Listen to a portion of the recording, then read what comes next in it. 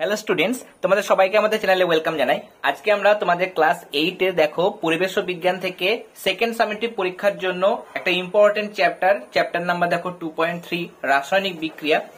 এই চ্যাপ্টার থেকে প্রথম থেকে শুরু করে যে সমস্ত কনসেপ্ট গুলো আছে সেগুলো খুব সহজ করে আমরা আজকে ক্লাস থেকে বুঝতে শুরু করব এবং তার সাথে তোমাদের সেকেন্ড টার্মের পরীক্ষার জন্য যে সমস্ত প্রশ্নগুলো ভীষণ ইম্পর্টেন্ট, তোমাদের সেকেন্ড টার্মের পরীক্ষায় যে সমস্ত প্রশ্নগুলো আসতে পারে তার সাথে যখন আমরা প্রশ্নবিচিত্রা সমাধান করছিলাম, প্রশ্নবিচিত্রার বিভিন্ন সেটে যে সমস্ত প্রশ্নগুলো আমরা বারবার দেখতে পেয়েছি সেগুলো কিন্তু আমরা ক্লাস চলাকালীন আলোচনা করব। তোমরা জানো এর আগে আমরা তাপ চ্যাপ্টারটা আলোচনা করেছিলাম এবং তার সাথে তাপ চ্যাপ্টার থেকে হ্যান্ড রিটেন নোট কিন্তু প্রোভাইড করেছিলাম। যারা সেই চ্যাপ্টারের ক্লাসগুলো দেখোনি তারা কিন্তু অবশ্যই ক্লাস 8 সায়েন্স 2024 এই নামে প্লেলিস্ট থেকে তাপ চ্যাপ্টারের ক্লাসগুলি অবশ্যই দেখে নিও। এই ক্লাসটি আমরা শুরু করছি, এটা আমরা টেক্সট বুক থেকে বুঝে নেব। তার সাথে রায়ো মার্টিন সহায়িকা থেকে যে সমস্ত প্রশ্নোত্তরগুলো আছে ইম্পর্টেন্ট কোশ্চেন আনসার সেগুলো আমরা রায় মার্টিন থেকে দেখব। দেখো এখানে রাসায়নিক বিক্রিয়া হলো এমন একটি বিক্রিয়া যেখানে কোনো পদার্থ ভেঙে গিয়ে বা পরিবর্তিত হয়ে নতুন একটি পদার্থ উৎপন্ন হয়, তাকে আমরা বলবো রাসায়নিক বিক্রিয়া। এবং এক্ষেত্রে দেখো রায় মার্টিনের, আমার ক্ষেত্রে দেখো পেজ নাম্বার হচ্ছে 205, তোমাদের নতুন রায় মার্টিনের পেজ নাম্বার আলাদা হতে পারে, মোটামুটি একই রকমই হবে। দেখো রাসায়নিক বিক্রিয়ার ক্ষেত্রে এখানে তোমরা দেখতে পাচ্ছ যে প্রক্রিয়ায় কোনো পদার্থ বিয়োজিত হয়ে সম্পূর্ণ নতুন ধর্মবিশিষ্ট এক বা একাধিক পদার্থ উৎপন্ন করে বা একাধিক পদার্থ পরস্পর যুক্ত হয়ে সম্পূর্ণ নতুন ধর্মবিশিষ্ট এক বা একাধিক পদার্থ গঠন করে তাকে মানে সেই পদ্ধতিকে রাসায়নিক বিক্রিয়া বলে। যেমন দেখো C+O2 মানে কার্বন প্লাস অক্সিজেন বিক্রিয়া করে CO2 তৈরি করে। তাহলে একাধিক যৌগ যুক্ত হয়ে মানে একাধিক মৌল বা যৌগ হতে পারে, এখানে যেমন দুটি হচ্ছে মৌলিক পদার্থ, দুটি মৌল পরস্পর যুক্ত হয়ে কি তৈরি করেছে, একটা যৌগ উৎপন্ন করেছে, সেটা হচ্ছে কার্বন ডাইঅক্সাইড। এবং দেখা যাচ্ছে কার্বন এবং অক্সিজেনের যা ধর্ম, কার্বন ডাইঅক্সাইডের ধর্ম সম্পূর্ণ আলাদা। তাহলে কার্বন এবং অক্সিজেনের ধর্ম পরিবর্তিত হয়ে নতুন ধর্মবিশিষ্ট পদার্থ উৎপন্ন হয়েছে। উল্টো হতে পারে, যেমন আমরা দেখবো পরবর্তী যত ক্লাস এগোবে, ক্যালসিয়াম কার্বনেট মানে CaCO3, এটা যখন তাপ দেওয়া হয় তাপে বিয়োজিত হয়ে ক্যালসিয়াম অক্সাইড মানে পোড়াচুন, তার সঙ্গে কার্বন ডাইঅক্সাইড মানে CO2 উৎপন্ন করে। এই দুটো থেকে আমরা রাসায়নিক বিক্রিয়ার সংজ্ঞা দিতে পারবো যে পদ্ধতিতে কোন একটা পদার্থ বিয়োজিত হয়ে নতুন ধর্মবিশিষ্ট এক বা একাধিক পদার্থ উৎপন্ন করে। যেমন এখানে বিয়োজিত হয়ে নতুন ধর্মবিশিষ্ট এক বা একাধিক পদার্থ উৎপন্ন করছে, এখানে দুটো পদার্থ উৎপন্ন হচ্ছে। বা এক বা একাধিক যৌগ বা মৌলিক পদার্থ বা এক বা একাধিক পদার্থ পরস্পর যুক্ত হয়ে নতুন একটা পদার্থ উৎপন্ন করে, সেই বিক্রিয়াকে আমরা বলবো রাসায়নিক বিক্রিয়া। আর রাসায়নিক বিক্রিয়ার ক্ষেত্রে মনে রাখবে দুটি টার্ম, সেটা হচ্ছে বিক্রিয়ক এবং বিক্রিয়াজাত পদার্থ। কি বিক্রিয়ক মানে রাসায়নিক বিক্রিয়ায় যে সমস্ত পদার্থ অংশগ্রহণ করে। একদম সিম্পল ভাবে তোমরা বলতে পারবে যে সমস্ত পদার্থ রাসায়নিক বিক্রিয়া অংশগ্রহণ করে তাদের বিক্রিয়ক বলে, আর রাসায়নিক বিক্রিয়ার ফলে যে সমস্ত পদার্থ উৎপন্ন হয় তাদের বিক্রিয়াজাত পদার্থ বলে। যেমন এখানে নিচের বিক্রিয়ায় নাইট্রোজেন গ্যাস এবং হাইড্রোজেন গ্যাস, এক আয়তন নাইট্রোজেন এবং 3 আয়তন হাইড্রোজেন যুক্ত হয়ে 2NH3 মানে 2 আয়তন অ্যামোনিয়া গ্যাস, NH3 মানে অ্যামোনিয়া গ্যাস উৎপন্ন করে। তাহলে এক্ষেত্রে যারা রাসায়নিক বিক্রিয়া অংশগ্রহণ করছে অর্থাৎ নাইট্রোজেন এবং হাইড্রোজেন, এই দুটো হচ্ছে বিক্রিয়ক পদার্থ। কেন বিক্রিয়ক? তার কারণ এরা রাসায়নিক বিক্রিয়ায় অংশগ্রহণ করছে, বিক্রিয়া করছে বলে এরা হচ্ছে বিক্রিয়ক। এবং অ্যামোনিয়াটা উৎপন্ন হচ্ছে বিক্রিয়ার ফলে জাত মানে হচ্ছে উৎপন্ন হচ্ছে, তার জন্য একে বলা হচ্ছে বিক্রিয়াজাত পদার্থ। এগুলোর ক্ষেত্রে দেখো কার্বন আর অক্সিজেন হচ্ছে বিক্রিয়ক, কার্বন ডাইঅক্সাইড হচ্ছে বিক্রিয়াজাত পদার্থ। CaCO3 মানে ক্যালসিয়াম কার্বনেট হচ্ছে বিক্রিয়ক, আর তৈরি হচ্ছে CaO আর CO2, এই দুটো হচ্ছে বিক্রিয়াজাত পদার্থ। এখানে আরো অনেক দেওয়া হয়েছে, এগুলো সেরকম তোমাদের দরকার নেই যেহেতু এগুলো সিলেবাসের মধ্যে নেই। তুমি চাইলে এগুলো রিডিং পড়তে পারো, কিন্তু এগুলো থেকে সাধারণত স্কুলের পরীক্ষায় প্রশ্ন আসে না। যেগুলো আসে সেগুলো আমরা আলোচনা করব। দেখো এখানে এবার আমরা দেখবো যে রাসায়নিক বিক্রিয়া ক্ষেত্রে বিভিন্ন ধরনের কিন্তু শর্ত আছে। কখনো তাপের প্রভাবে রাসায়নিক বিক্রিয়া ঘটে, কখনো আলোর প্রভাবে হয়, চাপের প্রভাবে হয়, বিভিন্ন শর্তর উপর ডিপেন্ড করে কিন্তু রাসায়নিক বিক্রিয়াগুলো ঘটে। যেমন এখানে দেখতে পাচ্ছি আমরা যে দুটো টেস্ট টিউব নেওয়া হয়েছে, এরকম একটা টেস্ট টিউব, আরো একটা টেস্ট টিউব হয়তো নেওয়া হয়েছে, কেমন আর একটা টেস্ট টিউব নেওয়া হয়েছে। টেস্ট টিউবে নিয়ে দুটোতেই জলযুক্ত কিউপ্রিক নাইট্রেটের নীল কেলাস রাখা হলো। কিউপ্রিক নাইট্রেট মানে হচ্ছে CuNO3 হোল টুয়াইস। কেমন কি নেওয়া হলো? CuNO3 whole twice.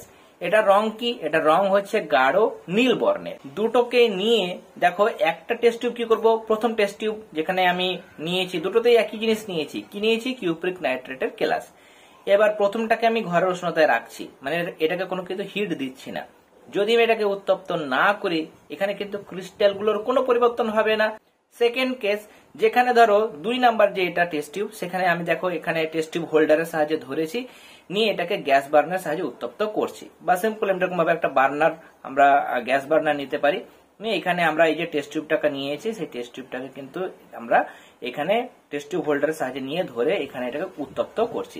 যদি উত্তপ্ত করা হয় তাহলে এই যে নীল যে ক্রিস্টালটা আমরা নিয়েছিলাম কিউপ্রিক নাইট্রেটের নীল কেলাস, সেটা কি হবে, সেটা কিন্তু কালো গুঁড়োতে পরিণত হয়, কালো গুঁড়োতে পরিণত হয়, এবং তার সঙ্গে আমরা দেখতে পাই যে একটা বাদামি রঙের গ্যাস বা ধোঁয়া কিন্তু ওই টেস্ট টিউবের মুখ দিয়ে কিন্তু বেরিয়ে আসছে। টেস্ট টিউবের মুখ দিয়ে একটা গ্যাস বেরিয়ে আসছে বা ধোঁয়া বেরিয়ে আসছে, যেটার বর্ণ হচ্ছে বাদামি রঙের। এবার এখানে যে কালো গুঁড়োটা তৈরি হলো এটা অ্যাকচুয়ালি কি, এটা হচ্ছে দেখো কিউপ্রিক অক্সাইড CuO, যেটা সেটা হচ্ছে কালো বর্ণের। এটা হচ্ছে কালো বর্ণের কেমন জিনিস, গুঁড়ো পদার্থ। আর নাইট্রোজেন ডাইঅক্সাইড যেটা তৈরি হয়েছে সেটা বাদামি বর্ণের গ্যাস। তাহলে এক্ষেত্রে এই যে বিয়োজন বিক্রিয়াটা হলো, মানে কিউপ্রিক নাইট্রেট কেলাসটা ভেঙে গেল কিসের প্রভাবে, তাপের প্রভাবে ভেঙে গেল, এবং তৈরি হচ্ছে কিউপ্রিক অক্সাইড, নাইট্রোজেন ডাইঅক্সাইড এবং অক্সিজেন গ্যাস উৎপন্ন হচ্ছে। অক্সিজেন গ্যাসের কোনো বর্ণ নেই, তোমরা জানো। নাইট্রোজেন ডাইঅক্সাইডের বর্ণ কি, তোমরা বলবে বাদামি বর্ণের গ্যাস, আর এক্ষেত্রে কিউপ্রিক অক্সাইড হচ্ছে কালো। তাহলে কালো রঙের গুঁড়ো হচ্ছে আর নাইট্রোজেন ডাইঅক্সাইড গ্যাস উৎপন্ন হচ্ছে। তাহলে তাপের প্রভাবে রাসায়নিক বিক্রিয়া হয়, একটি উদাহরণ দাও, তোমরা এই উদাহরণটা দেবে। আর একটু পরে আমরা আরো অনেক উদাহরণ পড়বো, তার মধ্যে এই উদাহরণটাও আমরা টেক্সট বুকের মধ্যে একটু পরে পড়বো, যে চুনা পাথর সেটা হচ্ছে ক্যালসিয়াম কার্বনেট, সেকে হিট দিলে ক্যালসিয়াম অক্সাইড এবং কার্বন ডাইঅক্সাইড উৎপন্ন হয়। এটাও কিন্তু তাপের প্রভাবে রাসায়নিক বিক্রিয়া, যেটা আমরা চ্যাপ্টারের শুরুতে কিন্তু একবার আলোচনা করেছি রাসায়নিক বিক্রিয়া সংজ্ঞার সময়। এক্ষেত্রে দেখো বিক্রিয়া শুরু করতে শক্তি প্রয়োজন, উষ্ণতা বাড়লে অণুদের গতিশক্তি বাড়ে। তাহলে অণুগুলোর মধ্যে যেহেতু গতিশক্তি বা তারা ছোটাছুটি বেশি করে, তখন বেশি পরিমাণে কিন্তু রাসায়নিক বিক্রিয়া ঘটে। প্রথম ক্ষেত্রে আমরা উত্তপ্ত করিনি, তাই জন্য রাসায়নিক বিক্রিয়া হয়নি। রাসায়নিক বিক্রিয়া হয়নি বলে এটা কিউপ্রিক নাইট্রেটটা ভেঙে যায়নি বলেই কিন্তু কোনো কালো রঙের গুঁড়ো তৈরি হয়নি বা কোনো বাদামি রঙের গ্যাসও কিন্তু উৎপন্ন হয়নি। নেক্সট দেখবো, দেখো আলো। দেখো রাসায়নিক বিক্রিয়া শুরু করতে আমরা এখনই দেখলাম যে শক্তির প্রয়োজন। এখানে আমরা তাপ দিয়ে সেখানে রাসায়নিক বিক্রিয়া শুরু করছিলাম। এরকম অনেক ক্ষেত্রে কিন্তু সূর্যের থেকে যে আলোটা আসে বা আলোক শক্তি, সে আলোক শক্তিও কিন্তু অনেক রাসায়নিক বিক্রিয়া ঘটাতে পারে। যেমন তোমরা জানো যে সবুজ উদ্ভিদ তাদের পাতার মধ্যে ক্লোরোফিল থাকে, তার সাহায্যে কি করে সৌরশক্তিকে আবদ্ধ করে, আর বাতাস থেকে কি করে কার্বন ডাইঅক্সাইড গ্যাস নেয়, আর মূল দিয়ে জলটাকে শোষণ করে, নিয়ে কার্বন ডাইঅক্সাইড এবং জল এই দুটো কাঁচামালকে নিয়ে তারা কি করে পাতাতে খাবার তৈরি করে, গ্লুকোজ তৈরি করে, যার সংকেত হচ্ছে দেখো C6H12O6। তাহলে গ্লুকোজ তৈরি করে, তার সাথে পরিবেশে মুক্ত অক্সিজেন নির্গত করে, এটা হচ্ছে অক্সিজেন গ্যাস। অক্সিজেন গ্যাসটা কিন্তু পরিবেশে ছড়িয়ে দেয়। তাহলে আলোর প্রভাবে রাসায়নিক বিক্রিয়া, এটা তোমরা পড়বে। আর এখানে একটা এক্সাম্পল দিয়েছে, দেখো H2RCl2 মানে হাইড্রোজেন আর ক্লোরিন গ্যাস যদি তুমি মিশিয়ে একটা সিলিন্ডারে রেখে অন্ধকারে রেখে দাও, তাহলে কিন্তু কোনো বিক্রিয়া হবে না। কিন্তু যদি সূর্যালোকের আলোর মধ্যে আলোর মধ্যে যদি রাখা হয়, তাহলে কিন্তু বিস্ফোরণ সহ বিক্রিয়া হবে, এবং এক্ষেত্রে হাইড্রোজেন ক্লোরাইড গ্যাস উৎপন্ন হবে। HCl গ্যাস মানে হচ্ছে হাইড্রোজেন ক্লোরাইড গ্যাস। এখানে H এটা হচ্ছে লাইট, কেমন লাইট এনার্জির প্রভাবে কিন্তু হবে, মানে আলোক শক্তির প্রভাবে রাসায়নিক বিক্রিয়াটা হয়। এরপরে আমরা নেক্সট পেজে চলে যাব। দেখো এখানে বলা হচ্ছে ফটো তোলার ফিল্মে আলো পড়লে নানা বিক্রিয়া ঘটে, ফলে ফিল্ম কালো হয়ে যায়। কালো কাগজে মোড়া ফিল্ম এভাবে নষ্ট হয় না। হাইড্রোজেন ও ক্লোরিন গ্যাসও সূর্যালোকে বিক্রিয়া করে হাইড্রোজেন ক্লোরাইড গ্যাস উৎপন্ন করে। তাহলে আলোর মাধ্যমে যে সমস্ত রাসায়নিক বিক্রিয়াগুলো ঘটে, সেখানে আলো বিক্রিয়া শুরু করার প্রয়োজনীয় শক্তি যোগান দেয়। এরপরে চাপের প্রভাবে দেখো এখানে বলা হচ্ছে খেলনা বন্দুকের ক্যাপকে জোরে আঘাত করলে রাসায়নিক বিক্রিয়া ঘটে, শব্দ, তাপ ও আলো উৎপন্ন হয়। তাহলে এখানে চাপের ভূমিকা কি বলছে, এই ক্ষেত্রে খুব জোরে আঘাত করে, মানে ক্যাপের উপর যদি চাপটাকে বাড়ানো হয়, তাহলে এই যে চাপ দিচ্ছি, চাপ দেওয়ার ফলেই কিন্তু এই যে চাপ প্রয়োগ করছি, সেটা কিন্তু একটা শক্তি যোগান কিন্তু দিচ্ছে। তাহলে এই চাপের প্রভাবে কিন্তু রাসায়নিক বিক্রিয়াটা ঘটছে। এখানে খুব ভালো একটা এক্সাম্পল দেওয়া হয়েছে, সেটা হচ্ছে লেডের সঙ্গে সালফারের বিক্রিয়া। লেড এবং সালফারের মিশ্রণে যদি চাপ দেওয়া হয়, তাহলে চাপ দেওয়ার ফলে লেড সালফাইড উৎপন্ন হয়। দেখো এখানে অনেকগুলো উদাহরণ দেওয়া হয়েছে, তার মধ্যে আমরা প্রথম যে দুটো পড়লাম তাপ আর আলো, এই দুটো সাধারণত পরীক্ষায় আসে। চাপের প্রভাবে রাসায়নিক বিক্রিয়া সেটা কিন্তু সাধারণত পরীক্ষায় দেয় না। দ্রাবকটা দেখো ভীষণ ইম্পর্টেন্ট, এই জায়গাটা তোমরা পড়বে। দেখো রাসায়নিক বিক্রিয়া শুরু করার জন্য বা রাসায়নিক বিক্রিয়াতে দ্রাবক বা সলভেন্টের ভূমিকা কি সেটা আমরা এবার দেখব। এখানে এই পরীক্ষা করার জন্য দেখো একটা টেস্ট টিউব নিয়েছে, সেখানে শুকনো খাবার সোডা নিয়েছে, তার সঙ্গে টার্টারিক অ্যাসিডের ক্রিস্টাল মেশানো হয়েছে। তাহলে কি কি নিয়েছে? শুকনো খাবার সোডা আর টার্টারিক অ্যাসিডের ক্রিস্টাল। মেশানোর পর কিছু করা হয়নি, শুধু মেশানো হয়েছে এই দুটো জিনিসকে। দেখতে পাওয়া যাচ্ছে যে কোনো বিক্রিয়া হচ্ছে না, যেহেতু তাই জন্য কোনো বুদবুদও কিন্তু বের হচ্ছে না। এবার এই যে আমরা শুকনো খাবার সোডা টার্টারিক অ্যাসিডের ক্রিস্টাল নিয়েছিলাম, এবার এর মধ্যে যদি জল মেশানো হয়, জল দিয়ে গুলে দেওয়া হয়, দেখা যাবে এবার কিন্তু ওই টেস্ট টিউবের মুখ দিয়ে দ্রুত বুদবুদ বেরোতে থাকছে। তাহলে এতক্ষণ জল ছিল না, তার জন্য বিক্রিয়া ঘটেনি। এবার জল দিয়েছি, জল কি করছে? এখানে দ্রাবকের মতো ভূমিকা পালন করছে। জলের মতো দ্রাবকের অভাবে আগে কিন্তু কোনো বিক্রিয়া ঘটতে পারেনি, এখন আমরা জল মিশিয়েছি, তাই জন্য কিন্তু বিক্রিয়াটা ঘটছে। এখানে জল একটা তরল যা দ্রাবক রূপে কাজ করে। দুটো কঠিনের গুঁড়োকে মেশালে তাদের অণু বা আয়নরা পরস্পর মেশবার সুযোগ পায় না। এখানে শুকনো খাবারের সোডা আর টার্টারিক অ্যাসিডের ক্রিস্টাল, এই দুটোই কিন্তু মানে শুকনো জিনিস বা কঠিন জিনিস, তাহলে এগুলো পরস্পর একে অপরের সঙ্গে মিশে যেতে পারছে না। কিন্তু যখন আমরা দ্রাবক মেশাচ্ছি, মানে জল মেশাচ্ছি, জলে যখন গুলে দিচ্ছি, তখন কিন্তু এই খাবার সোডা বা টার্টারিক অ্যাসিডের ক্রিস্টালগুলো একে অপরের কাছাকাছি আসার সুযোগ পাচ্ছে, তাই না? দ্রাবক কি করছে? এদের অণুগুলোকে ভেঙে দিচ্ছে বা আয়নগুলোকে ভেঙে দিচ্ছে, তখন কিন্তু বিক্রিয়া শুরু হচ্ছে। তাহলে এটা হচ্ছে দ্রাবকের ভূমিকা বা দ্রাবক হিসাবে জলের ভূমিকা। এবার সব ক্ষেত্রে যে জলই দ্রাবক হিসাবে কাজ করবে তা কিন্তু নয়, জল অনেক বিক্রিয়াতে দ্রাবক হিসাবে কাজ করে। আবার কিছু কিছু বিক্রিয়া আছে যেখানে কেরোসিন, বেনজিন, তারপিন তেলও কিন্তু দ্রাবক হিসাবে কাজ করে। তোমাকে প্রশ্ন করতে পারে যে একটি রাসায়নিক বিক্রিয়ার উদাহরণ দাও যেখানে জল দ্রাবক হিসেবে কাজ করে, তখন এই উদাহরণটা দেবে। আর জল ছাড়া কয়েকটি দ্রাবকের উদাহরণ দাও, তখন তোমরা লিখবে কেরোসিন, বেনজিন, তারপিন তেল ইত্যাদি। এরপর দেখো খাবার সোডা আর টার্টারিক অ্যাসিডের পরীক্ষায় টেস্ট টিউবে জল না দিয়ে খানিকটা যদি কেরোসিন বা বেনজিন দিয়ে ঝাঁকানো হয়, তাহলে কিন্তু কোনো বুদবুদ বেরোতে দেখা যায় না। মানে এই দুটোই নিয়েছি আমরা, কেমন? খাবার সোডা টার্টারিক অ্যাসিড নিয়েছি, নিয়ে জল না নিয়ে যদি কেরোসিন নেওয়া হয় বা বেনজিন নেওয়া হয়, তখন কিন্তু মানে বুদবুদ বেরোবে না। তার মানে তুমি বুঝতে পারছো সেখানে রাসায়নিক বিক্রিয়া কিন্তু ঘটছে না। কেন? তার কারণ হচ্ছে খাবার সোডা যেটা, সেটা কিন্তু আয়নীয় যৌগ। কেরোসিন, বেনজিন, তারপিন তেলের মতো দ্রাবক আয়ন দিয়ে তৈরি জিনিসকে দ্রবীভূত করতে পারে না। মানে কেরোসিন, বেনজিন এরা এমন কোন জিনিসকে দ্রবীভূত করতে পারবে না বা ভাঙতে পারবে না যারা আয়ন দিয়ে তৈরি। আয়ন দিয়ে তৈরি একটা উদাহরণ হচ্ছে জিনিস, যৌগ, সেটা হচ্ছে খাবার সোডা, সেটা আয়ন দিয়ে তৈরি। আর এই যে আমরা পড়লাম কেরোসিন, বেনজিন, এরা কিন্তু আয়নীয় যৌগকে ভাঙতে পারে না। তার জন্য খাবার সোডাকে কিন্তু যদি আমরা কেরোসিন মেশাই বা এখানে যদি বেনজিন মেশাই, তাহলে সেটা ভাঙতে পারবে না। আর টার্টারিক অ্যাসিড বা অন্য অ্যাসিডকে বিক্রিয়া করতে হলে হাইড্রোজেন আয়ন দিতেই হবে। তাহলে হাইড্রোজেন আয়ন যদি দিতেই হয়, তাহলে এক্ষেত্রে কেরোসিন, পেট্রোল বা তারপিন এখান থেকে আমরা ব্যবহার করলে পাবো না, তাই না? যেহেতু সেগুলো মানে এগুলোকে ভাঙতে পারবে না। সেই ঘটনা জলে ঘটতে পারে, কেরোসিন, পেট্রোল বা তারপিন তেলের মতো দ্রাবকের মধ্যে কিন্তু সেই ঘটনা ঘটবে না। তাই এখানে কিন্তু কোনো রাসায়নিক বিক্রিয়া ঘটবে না। এবার দেখো রাইমার্টিনের ক্ষেত্রে পেজ নাম্বার এখানে 206, এখানে প্রথম দিকে যে জিনিসটা দেওয়া হয়েছে আমরা টেক্সট বুকের মধ্যে পড়লাম, এই ছকটা তোমরা পড়বে। নিচের দিকে যে ছকটা দেওয়া হয়েছে সেটা তোমাদের টেক্সট বুকের মধ্যে নেই, তাই জন্য নিচের ছকটা পড়ার প্রয়োজন নেই। এরপরে দেখো এখানে আমরা দেখব যেটা, সেটা হচ্ছে এদিকে আর সেরকম কোনো প্রয়োজন নেই। দ্রাবকের প্রভাব এটা আমরা টেক্সট বুকের মধ্যেই পড়লাম এখনই, তাই না? খাবার সোডা আর টার্টারিক অ্যাসিড, তার সঙ্গে যদি জল মেশানো হয় তাহলে কার্বন ডাইঅক্সাইডের বুদবুদ কিন্তু বের হয়। খাবার সোডা মানে হচ্ছে, সংকেতটা তোমরা মনে রাখতে পারো, সেটা হচ্ছে NaHCO3। রাসায়নিক নাম যেটা খাবার সোডার, সেটা হচ্ছে সোডিয়াম বাইকার্বনেট। কেমন? সোডিয়াম বাইকার্বনেট বা খাবার সোডা, তার সঙ্গে টার্টারিক অ্যাসিড আর জল মেশালে তখন বিক্রিয়া হচ্ছে, কার্বন ডাইঅক্সাইডের বুদবুদ তৈরি হয়।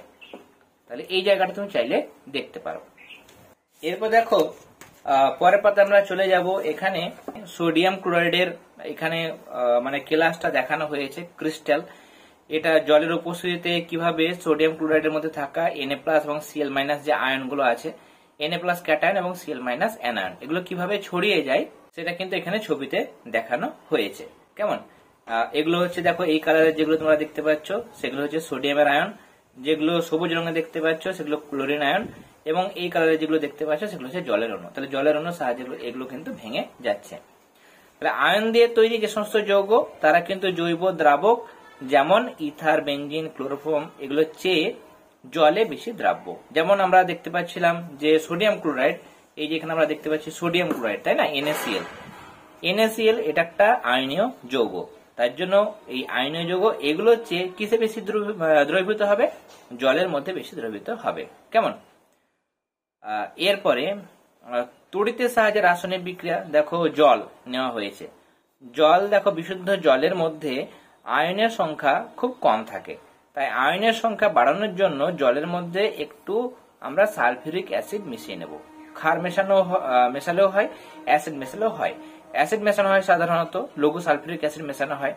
মেশানোর পর এখানে দেখো দুটো তড়িৎদ্বার ব্যবহার করা হয়েছে, তাই না, তড়িৎদ্বার ব্যবহার করে তার সঙ্গে তার যুক্ত করে ব্যাটারির সাহায্যে এর মধ্যে দিয়ে তড়িৎ বা কারেন্ট পাঠানো হচ্ছে। যদি কারেন্ট পাঠানো হয় তাহলে একটাতে হাইড্রোজেন গ্যাস উৎপন্ন হবে একটা তড়িৎদ্বারে, আর একটা তড়িৎদ্বারে কিন্তু অক্সিজেন গ্যাস উৎপন্ন হবে। তাহলে এখানে তড়িৎ না পাঠালে কিন্তু গ্যাস তৈরি হয় না, এর মানে তড়িতের শক্তি রাসায়নিক বিক্রিয়া ঘটাচ্ছে। এরপর দেখো তড়িৎ লেপনে যে জিনিসটা দেওয়া হয়েছে সেটা আমরা পরবর্তী যখন আমরা তড়িৎ বিশ্লেষণ যে জায়গাটা পড়বো তখন কিন্তু আলোচনা করব, এখানে কিন্তু আমরা আলোচনা করব না। এরপরে অনুঘটকের পোর্শনটা পড়বো, এবং তোমাদের রায়মার্টিনের মধ্যে দেখো 208 পাতায় এখানে টার্টারিক অ্যাসিডের ছকটা তোমরা দেখবে, টেক্সট বুক থেকে দেখলেই হয়ে যাবে, রেফারেন্স বুক থেকে দেখার প্রয়োজন নেই। নিচে থেকে যে জায়গাগুলো দেওয়া হয়েছে সেগুলো দরকার নেই। তড়িৎ লেপন কাকে বলে, এর উদ্দেশ্য কি, এটা কিন্তু পরবর্তী আমাদের যখন ক্লাস এগোবে তখন কিন্তু আলোচনা করব। এটা কিন্তু টেক্সট বুকের মধ্যেও আমরা আবার পরে পাবো। কেমন, আর ডান দিকে যেগুলো দেওয়া হয়েছে এখানে দেখো অনেকগুলো দেওয়া হয়েছে, তোমরা চাইলে এইটা করতে পারো। কোশ্চেন নাম্বার 5 যেটা দেওয়া হয়েছে, ছবি তোলার দোকানে ডার্ক রুম থাকার দরকার কি? তার কারণ কি, দেখো ফটোগ্রাফি ফিল্ম ও ফটোগ্রাফি প্লেট আলোক সুবেদী, কারণ এগুলোর ওপর সিলভার ব্রোমাইড বা সিলভার ক্লোরাইডের মতো আলোক সুবেদী পদার্থের আস্তরণ থাকে। ফটো সেন্সিটিভ কেমিক্যাল কিন্তু এর সঙ্গে কিন্তু মেশানো থাকে। কি কি মেশানো থাকে, সিলভার ব্রোমাইড মানে AgBr, কেমন, AgBr সিলভার ব্রোমাইড, বা সিলভার ক্লোরাইড AgCl কিন্তু মেশানো থাকে। ফলে আলোর উপস্থিতিতে পদার্থগুলি বিয়োজিত হয়ে ধূসর বর্ণের সিলভারে পরিণত হয়। যখন আলো পড়ে এর উপরে তখন কি হবে, সেটা ভেঙে গিয়ে সিলভার এবং তার সঙ্গে ব্রোমিনে পরিণত হয়। এবার সিলভার যেটা উৎপন্ন হচ্ছে তার বর্ণ হচ্ছে ধূসর বর্ণের। এতে ফিল্মটি কালো হয়ে যায় এবং ছবি তোলার উপযোগী থাকে না। তার জন্য আলোতে কিন্তু ফিল্মটাকে রাখা হয় না। কি করা হয়, ডার্ক রুমে আলো পৌঁছতে পারে না ও বিক্রিয়া ঘটার সম্ভাবনা থাকে না, তাই ছবি তোলার দোকানে ডার্ক রুম থাকে। তাহলে এই জায়গাটা তোমরা চাইলে একবার দেখে নিতে পারো। তার সাথে প্রশ্ন বিচিত্রায় আমরা দেখো এই কোশ্চেনটা পেয়েছিলাম একবার, সেটা হচ্ছে একটা টেস্ট টিউবে খাবার সোডা ও টার্টারিক অ্যাসিড মিশ্রণ মিশিয়ে জল না দিয়ে কিছুটা কেরোসিন বা বেনজিন যদি মেশানো হয় তাহলে বুদবুদ বেরোতে দেখা যায় না কেন? তার কারণ এখানে কেরোসিন বা বেনজিনকে দ্রাবক হিসেবে ব্যবহার করলে এক্ষেত্রে কোনো বুদবুদ বেরোবে না। তার কারণ হচ্ছে খাবার সোডা আয়নীয় যৌগ, আর অন্যদিকে এই যে কেরোসিন, বেনজিন এই যে দ্রাবকগুলো আছে সেগুলো হচ্ছে জৈব দ্রাবক। তাই জৈব দ্রাবক হওয়ায় সোডিয়াম বাইকার্বনেট মানে হচ্ছে খাবার সোডা, এতে কিন্তু দ্রবীভূত হতে পারে না। কিসে দ্রবীভূত হতে পারে না খাবার সোডাটা, কেরোসিন বা বেনজিনে কিন্তু গুলে যায় না বা দ্রবীভূত হয় না। আর গুলে যায় না বলে কিন্তু এক্ষেত্রে কোনো রাসায়নিক বিক্রিয়া ঘটে না, কিন্তু আমরা যদি জল মেশাই তখন কিন্তু রাসায়নিক বিক্রিয়া ঘটে। এরপর আমরা পড়বো যে পোর্শনটা, সেটা হচ্ছে অনুঘটক। অনুঘটক মানে হচ্ছে যে সমস্ত পদার্থ কোনো রাসায়নিক বিক্রিয়ার বেগটাকে বাড়িয়ে দেয়। কোন একটা রাসায়নিক বিক্রিয়া হয়তো তুমি দেখছো যে সেটা 5 মিনিট সময় লাগছে, তারপরে রাসায়নিক বিক্রিয়াটা ঘটছে। যখন ধরো ওই বিক্রিয়াতে কোনো অনুঘটক মেশানো হয় তখন হয়তো 1 মিনিটের মধ্যে বিক্রিয়াটা ঘটে যাচ্ছে। তাহলে বিক্রিয়ার বেগটাকে সেই অনুঘটক কি করেছে, বিক্রিয়ার বেগটাকে কিন্তু বাড়িয়ে দিয়েছে। কেমন, তাহলে অনুঘটক কি করে, রাসায়নিক বিক্রিয়ার বেগটাকে কিন্তু বাড়িয়ে দেয়। এক্ষেত্রে অনুঘটকের সংজ্ঞাটা তোমরা রায়মার্টিনের 210 পাতায় পেয়ে যাবে। দেখো, যে সমস্ত রাসায়নিক পদার্থ কোনো রাসায়নিক বিক্রিয়ায় স্বল্প পরিমাণে উপস্থিত থেকে বিক্রিয়ার বেগকে ত্বরান্বিত করে, মানে বিক্রিয়ার বেগটাকে ত্বরান্বিত করা মানে বাড়িয়ে দেওয়া। কেমন, আর অনুঘটক খুব বেশি পরিমাণে প্রয়োজন নেই, খুব অল্প পরিমাণে প্রয়োজন। তাহলে খুব স্বল্প পরিমাণে বা অল্প পরিমাণে উপস্থিত থেকে কোনো রাসায়নিক বিক্রিয়ার বেগটাকে বাড়িয়ে দেয় কিন্তু বিক্রিয়া শেষে নিজে ভর ও ধর্মে অপরিবর্তিত থাকে সেই সব পদার্থকে বলা হয় অনুঘটক। আমরা মজার একটা এক্সাম্পল দিয়ে থাকি, আমরা যখন স্কুল লেভেলে পড়তাম তখন আমাদের স্যারের কাছেও সেই সমস্ত গল্পগুলো পড়তাম। সেটা হচ্ছে ঘটক। ঘটক কি করে, দেখবে কারো হয়তো বিয়ে হচ্ছে না, বিয়ে হতে বেশি সময় লাগছে, তখন ঘটক কি করে, পাত্রের জন্য পাত্রী বা পাত্রের জন্য পাত্র খুঁজে তাদের বিয়েটা কিন্তু ঠিক করে দেয়। কেমন, কোন একজন স্বাভাবিক একজন পাত্র, তার পাত্রী খুঁজতে হয়তো 1 বছর সময় লাগছে, কিন্তু ঘটক কি করছে, 2 মাসের মধ্যে উপযুক্ত পাত্রী খুঁজে তার বিয়ে কিন্তু ঘটিয়ে দিচ্ছে। এক্ষেত্রে ঘটক কিন্তু নিজে বিয়ে করে না, তাই না? ঘটক কি করে, শুধু তাদের বিয়ে দিয়ে দেয়, এবং বিয়ে হয়ে যাওয়ার পর সেই ঘটক কিন্তু ঘটকই থাকে, তার শুধু ফাংশন হচ্ছে বিয়েটা দেরিতে হচ্ছিল সেই বিয়েটা তাদের তাড়াতাড়ি করে দেওয়া। একই রকম ভাবে অনুঘটক কিন্তু শুধু বিক্রিয়াতে প্রেজেন্ট থেকে বিক্রিয়ার বেগটাকে বাড়িয়ে দেয়, কিন্তু নিজে বিক্রিয়ার পরে নিজে কিন্তু অপরিবর্তিত থাকে। বিক্রিয়ার শেষে কিন্তু যেমন ছিল প্রথমে, বিক্রিয়ার শেষেও কিন্তু তার ভর এবং ধর্ম কিন্তু অপরিবর্তিত থাকে, কখনো কিন্তু চেঞ্জ হয় না। অনুঘটকের উদাহরণে তোমরা বলবে, ভালো একটা এক্সাম্পল হচ্ছে অক্সিজেন প্রস্তুতির সময় ম্যাঙ্গানিজ ডাইঅক্সাইড। ম্যাঙ্গানিজ ডাইঅক্সাইডের সংকেত তোমরা মনে রাখবে, সেটা হচ্ছে MnO2। ম্যাঙ্গানিজ ডাইঅক্সাইড অক্সিজেন প্রস্তুতির সময় অনুঘটক হিসাবে কাজ করে। এছাড়া দেখো সালফিউরিক অ্যাসিড প্রস্তুতিতে ভ্যানাডিয়াম পেন্টক্সাইড, ভ্যানাডিয়াম পেন্টক্সাইডের যেটা সংকেত সেটা হচ্ছে V2O5। তাহলে ভ্যানাডিয়াম পেন্টক্সাইড এই সমস্ত অনুঘটক কিন্তু ব্যবহার করা হয়। তাহলে অনুঘটকের সংজ্ঞাটা তোমরা পড়বে। আর এখানে দেখো বলেছে যে একটা টেস্ট টিউব নিয়ে হাইড্রোজেন পারক্সাইড, হাইড্রোজেন পারক্সাইড মানে হচ্ছে H2O2। দেখো H2O এটা হচ্ছে জল, আর H2O2 এটা হচ্ছে হাইড্রোজেন পারক্সাইড। হাইড্রোজেন পারক্সাইড দ্রবণে সমপরিমাণ জল মিশিয়ে রেখে দেওয়া হলো, মানে যতটা আমি হাইড্রোজেন পারক্সাইড নিয়েছি ততটা জল আমরা মেশাবো এতে। দেখা যাচ্ছে বুদবুদ বেরোনোর হার খুবই কম। এবার যদি আমরা এক্ষেত্রে অন্য একটা টেস্ট টিউবে অল্প পরিমাণ হাইড্রোজেন পারক্সাইড দ্রবণে সমপরিমাণ জল মিশিয়ে খুব সামান্য পরিমাণ যদি এবার MnO2 গুঁড়ো মিশিয়ে দিই, দেখা যাবে এবার দ্রুত কিন্তু বুদবুদটা বেরোতে থাকছে। হাইড্রোজেন পারক্সাইড প্লাস আমি এর মধ্যে কি দিয়েছিলাম, জল দিয়েছিলাম, তখন বুদবুদটা খুব কম বেরোচ্ছিল। এবার যখন আমরা H2O2 হাইড্রোজেন পারক্সাইড তার সঙ্গে জলও মিশিয়েছিলাম, তার সঙ্গে MnO2 গুঁড়ো মিশিয়েছিলাম অনুঘটক হিসাবে, যখন মেশাচ্ছি তখন কিন্তু বুদবুদটা আরো তাড়াতাড়ি নির্গত হচ্ছে। তাহলে এখানে ম্যাঙ্গানিজ ডাইঅক্সাইডটা কি করছে, বিক্রিয়ার বেগটাকে বাড়িয়ে দিচ্ছে, তার জন্য MnO2 কে কিন্তু এখানে অনুঘটক বলা হয়। বিক্রিয়াতে দেখানো হচ্ছে এক্ষেত্রে যে H2O2 হাইড্রোজেন পারক্সাইড MnO2 বা ম্যাঙ্গানিজ ডাইঅক্সাইডের প্রভাবে ভেঙে যায়, কি কিসে পরিণত হয়, জল এবং অক্সিজেন গ্যাসে কিন্তু পরিণত হয়। অনুঘটকের বৈশিষ্ট্য ভীষণ ইম্পর্টেন্ট তোমাদের সেকেন্ড টার্মের পরীক্ষার জন্য। অনেকগুলো মডেল প্রশ্নপত্রও কিন্তু আমি এই কোশ্চেনটা দেখেছি। তোমাদের জানিয়ে রাখি, আমরা কিন্তু তোমাদের সেকেন্ড টার্মের পরীক্ষার জন্য রায় মার্টিন প্রশ্নবিচিত্রা থেকে পরিবেশ ও বিজ্ঞানের সমস্ত মডেল কোশ্চেন পেপার গুলো সলভ করে দিয়েছি।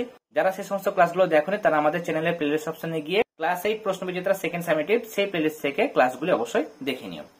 অনুঘটকের এখানে বৈশিষ্ট্য তোমরা দেখতে পাচ্ছ, এখানে টেক্সট বুকেও দেওয়া হয়েছে, বা রায় মার্টিনের ক্ষেত্রে পেজ নাম্বার 211 এখানে আমি মার্ক করে দিয়েছি। দেখো 1 নাম্বার, 2, 3 এবং 4। কেমন, টেক্সট বুক থেকেও লিখতে পারো, পুরোপুরি নম্বর পাবে, কোনো অসুবিধা হবে না। এখান থেকে একদম পুরো এতটা পর্যন্ত লিখবে একটা, সেকেন্ড হচ্ছে এখান থেকে শুরু করে এতটা, থার্ড হচ্ছে এখান থেকে শুরু করে এতটা। তাহলে এগুলো হচ্ছে অনুঘটকের বৈশিষ্ট্য। আমি রেফারেন্স বুক থেকে বুঝিয়ে দিচ্ছি, তার কারণ টেক্সট বুক থেকে যখন আমরা প্রশ্নবিচিত্রা সলভ করছিলাম তখন সাধারণত টেক্সট বুক থেকে কিন্তু এক্সপ্লেন করেছিলাম। এখন আমি এই বই থেকে দেখাচ্ছি। দেখো, অনুঘটক রাসায়নিক বিক্রিয়া অংশগ্রহণ করার পর বিক্রিয়া শেষে নিজে অপরিবর্তিত থাকে। আমরা দেখলাম অনুঘটক শুধু বিক্রিয়ার বেগটাকে বাড়ায়, কিন্তু বিক্রিয়া শেষে অনুঘটকের ভর এবং ধর্ম কিন্তু অপরিবর্তিত থাকে, মানে কোনো চেঞ্জ কিন্তু হয় না। যতটা অনুঘটক নিয়েছিলাম ততটা অনুঘটকই কিন্তু বিক্রিয়ার পরে পড়ে থাকে, তার কোনো পরিবর্তন হয় না। 2 নম্বর, অনুঘটক কিন্তু বিক্রিয়ার বেগ বাড়াতে বা কমাতে দুটোই কিন্তু পারে। অ্যাকচুয়ালি অনুঘটককে আমরা দুটো ভাগে ভাগ করতে পারি, একটা হচ্ছে ধনাত্মক অনুঘটক আর একটা হচ্ছে ঋণাত্মক অনুঘটক।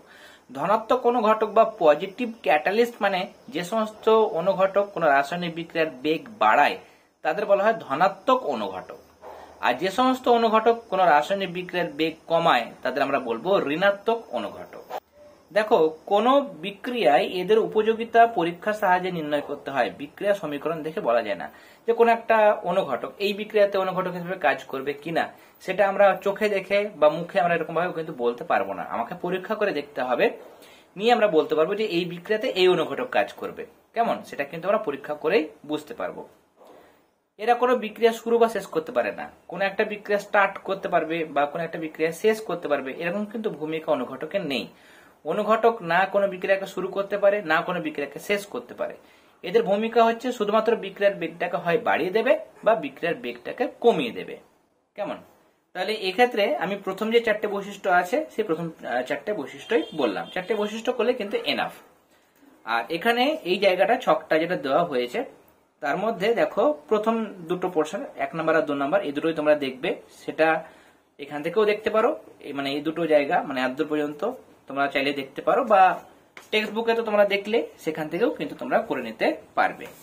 এরপরে দেখো এক্ষেত্রে এই জায়গাটায় চলে যাব। দেখো এখানে চক নেওয়া হয়েছে, চক নিয়ে একটা গোটা আছে আর এটাকে ভেঙে দিয়েছে, তারপর যদি আবার সেটাকে ভাঙা হয়, যত ভাঙবো দেখো এখানে এদিকে একটা তল ছিল এদিকে একটা তল আর পুরোটা একটা তল, যদি মাঝখানে ধরো এটা চক যদি হয় তাহলে এই একটা তল এই জায়গাটা একটা তল, এখানে যদি আমার কাটা থাকতো তাই না, এরকম সোচালো না থেকে যদি কাটা থাকতো এদিকে একটা তল আর পুরো এই গাটা একটা তল, তিনটে তল। যদি মাঝখানে কেটে দিই তাহলে মাঝখানে এদিকে এটার জন্য একটা তল হবে এদিকে একটা তল হবে, তাই না, এটা একটা তল তৈরি হবে এটা একটা তল তৈরি হবে, তাহলে তলের সংখ্যা বাড়লো। আরো যদি আমি ভাঙি তাহলে আরো তল কিন্তু বাড়বে, তাহলে তলের সংখ্যা যত বাড়বে তার মানে ক্ষেত্রফল কিন্তু আরো বাড়বে। তাহলে এক্ষেত্রে আমরা দেখতে পাচ্ছি যে যদি আমরা টুকরো কোনো জিনিসকে ছোট ছোট টুকরো টুকরো করে দিই তাহলে ক্ষেত্রফল কিন্তু বেড়ে যায়। তাহলে কঠিনের উপরে তলে যত বেশি সংখ্যক অণু পরমাণু বা আয়ন বিক্রিয়ার সুযোগ পায়, বিক্রিয়া ঘটে তত তাড়াতাড়ি। যদি তুমি রান্না করো আর রান্না করার সময় আলুর যদি তরকারি রান্না করো তাহলে সেক্ষেত্রে আলু যদি তুমি কেটে না দাও গোটা গোটা দাও তাহলে সেগুলো কিন্তু তাড়াতাড়ি সেদ্ধ হয় না, কিন্তু আলুগুলো যদি ছোট ছোট করে পিস করে কেটে দেওয়া হয় সেগুলো কিন্তু তাড়াতাড়ি সেদ্ধ হয়। তার কারণ ওই একটা আলুকে যখন তুমি কেটে দিচ্ছ তখন তাদের ক্ষেত্রফল বেড়ে যাচ্ছে, তখন জলগুলো সেক্ষেত্রে আরো বেশি বিক্রিয়া করার সুযোগ পাচ্ছে। তাহলে এটা থেকেই অনেক সময় প্রশ্ন আসে এই জায়গাটা, দেখো এইটা কিন্তু অনেক সময় জিজ্ঞাসা করে যে বাড়িতে ধুনো দেওয়ার সময় বড় টুকরোর চেয়ে সমান ওজনের গুঁড়ো ধুনো তাড়াতাড়ি জ্বলে ওঠে কেন। এটা আমি তোমাদের দেখিয়ে দেব। দেখো এই ক্ষেত্রে এই যে বাড়িতে ধুনো দেওয়ার সময় বড় টুকরোর চেয়ে সমান ওজনের গুঁড়ো ধুনো তাড়াতাড়ি জ্বলে ওঠে কেন, এটা একদম এটার মতোই লিখবে। যেমন এখানে বলেছে কয়লা, কয়লা যদি বড় টুকরো নাও আর ছোট ছোট টুকরো নাও কোনটা তাড়াতাড়ি পুড়বে, ছোট টুকরো তাড়াতাড়ি পুড়বে। তার কারণ হচ্ছে ছোট টুকরোর সম্মিলিত ক্ষেত্রফল বেশি হওয়ার জন্য এর উপরিতলে উপস্থিত বেশি সংখ্যক পরমাণু অক্সিজেনের সঙ্গে বিক্রিয়া করার সুযোগ পায়, তাই দ্রুত পুড়ে যায়। ধুনোর ক্ষেত্রেও লিখবে যে বাড়িতে ধুনো দেওয়ার সময় বড় টুকরোর চেয়ে সমান ওজনের গুঁড়ো ধুনো তাড়াতাড়ি জ্বলে ওঠে, তার কারণ ছোট গুঁড়ো বা ধুনোর ছোট ছোট টুকরোর সম্মিলিত ক্ষেত্রফল বেশি হওয়ার জন্য এর উপরিতলে উপস্থিত বেশি সংখ্যক পরমাণু অক্সিজেনের সাথে বিক্রিয়া করার সুযোগ পায়, তাই সমান ওজনের গুঁড়ো ধুনো তাড়াতাড়ি পুড়ে বা জ্বলে ওঠে। তাহলে এরকম ভাবে তোমরা কিন্তু এক্সপ্লেনটা করবে। অনুঘটক থেকে দেখো তোমাদের আরো একটা প্রশ্ন আসে, মোস্ট প্রবাবলি একটি বা দুটি সেটা আমি দেখেছিলাম, সেটা হচ্ছে শিল্পে অনুঘটকের দুটি ব্যবহার উল্লেখ করো। এটা একটু তোমরা দেখে নিও। দেখো প্রথম হচ্ছে অসওয়াল্ড পদ্ধতিতে যখন নাইট্রিক অ্যাসিড মানে হচ্ছে HNO3, নাইট্রিক অ্যাসিড যখন তৈরি করা হয় অসওয়াল্ড পদ্ধতিতে তখন অ্যামোনিয়ার জারণে প্ল্যাটিনাম তারজালি অনুঘটক হিসেবে ব্যবহার করা হয়।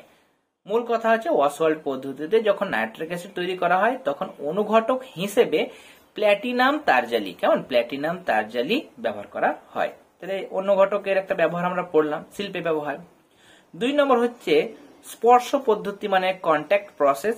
তোমরা যখন ক্লাস 10-এ উঠবে তখন কিন্তু এই জিনিসগুলো তোমরা ডিটেলসে পড়তে পারবে। কন্ট্যাক্ট প্রসেস বা স্পর্শ পদ্ধতিতে যখন সালফিউরিক অ্যাসিড মানে হচ্ছে H2SO4, H2SO4।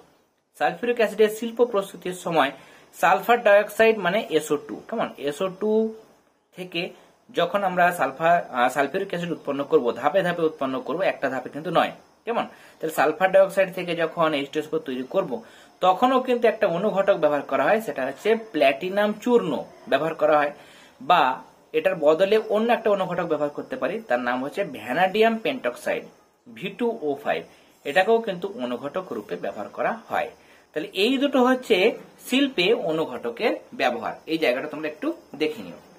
তাহলে আজকে আমরা এই যে জৈব অনুঘটক বা উৎসেচক বা এনজাইম আছে তার আগে পর্যন্ত আলোচনা করলাম। এরপরে নেক্সট ক্লাসে আমরা বাকি যে প্রশ্নগুলো আছে সেগুলো পরপর কিন্তু বুঝে নেব। আজকের ক্লাসটি ভালো লেগে থাকলে অবশ্যই ক্লাসটিতে লাইক দেবে। তার সাথে যারা এখনো পর্যন্ত চ্যানেলটি সাবস্ক্রাইব করেনি তারা অবশ্যই সাবস্ক্রাইব করে নিও।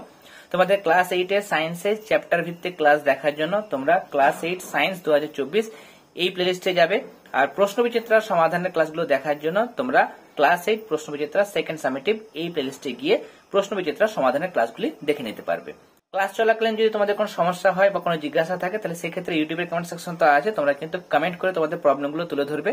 এছাড়া তোমরা আমাদের টেলিগ্রাম গ্রুপে যুক্ত হতে পারো। আমাদের টেলিগ্রাম গ্রুপের লিংক তোমরা এই ভিডিও ডেসক্রিপশন বক্সে পেয়ে যাবে। তাহলে তোমরা সবাই ভালো থেকো। All the very best.